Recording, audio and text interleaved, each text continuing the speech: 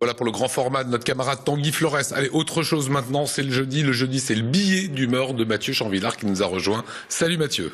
Salut Lionel, salut à tous. Alors ce qui m'a titillé cette semaine, c'est un rapport d'expertise, d'un truc qui est en discussion au Sénat, qui va bientôt sortir, qui s'appelle l'IKV, Lionel. L'IKV, qu'est-ce que c'est l'IKV? Connais pas.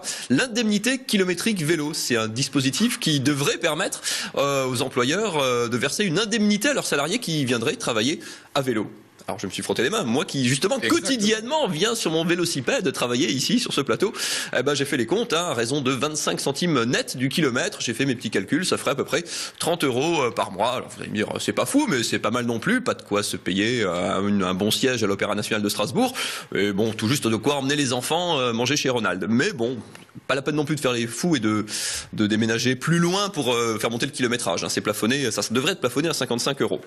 Puis je me suis dit quand même, c'est quand même un peu étrange de payer pour moi je viens ici travailler, je suis payé, bon pas assez, mais payé pour travailler, ça je comprends. Par contre, être payé pour aller travailler, c'est quand même un petit peu étrange. C'est comme si je demandais une ristourne à mon boulanger sur la baguette sous prétexte que je suis venu la chercher à vélo. Non, ça me chiffonne un petit peu.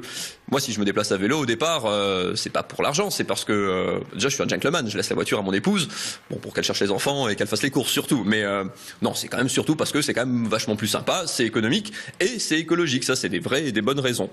Alors si cette indemnité kilométrique est en projet, c'est justement pour ça, hein, pour que les gens prennent moins la voiture, qu'ils polluent moins surtout, ça use moins les routes, ça ferait moins d'embouteillages, moins de monde dans les transports en commun. Et puis c'est prouvé, c'est statistique, il y a des rapports, des études là-dessus. On est en meilleure santé quand on fait du vélo, on est moins souvent malade, donc on coûte moins cher à la collectivité, à la Sécu, tout ça. Et du coup on est même moins souvent en arrêt maladie, ce qui est encore mieux. Tout le monde est content, la planète, mon patron, merveilleux. Tout ça pour 25 centimes net du kilomètre. Le paradoxe quand même qui me titille, c'est comme ça, c'est qu'on est obligé de payer les gens pour qu'ils adoptent un comportement vertueux. On achète des comportements, c'est un peu bizarre. Alors il y a plein de domaines dans la vie où c'est comme ça, hein. Vous recevez une prime, une gratification, des bons points parce qu'on se comporte bien.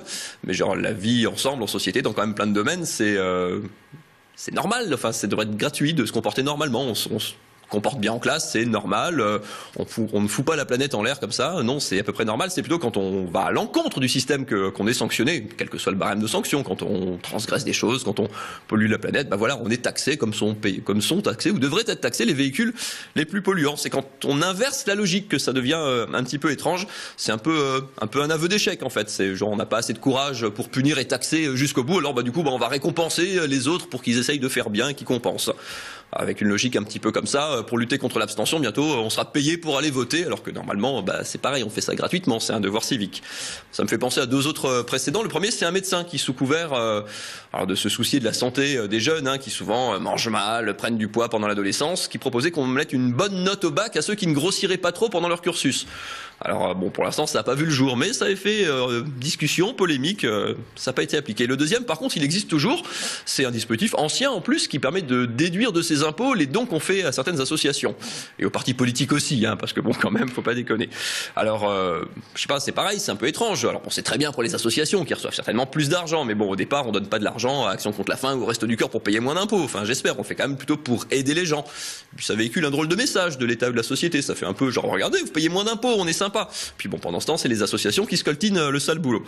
Soyez contents, Lionel, Alsace va faire des économies. Je cautionne pas vraiment ce système de pensée, ce système. Je continuerai de rouler à vélo gratuitement, sans qu'on me donne rien et sans que je ne réclame rien. Et puis, quoi que non, pour aller au bout contre ce système-là, à la limite, non, je vais laisser mon vélo, je vais plutôt prendre une bagnole, puis une vieille diesel, tant qu'à faire. Vous vengez, là. Un peu d'éducation civique. C'est ce que vous venez de nous faire dans ce billet d'humeur. Merci beaucoup.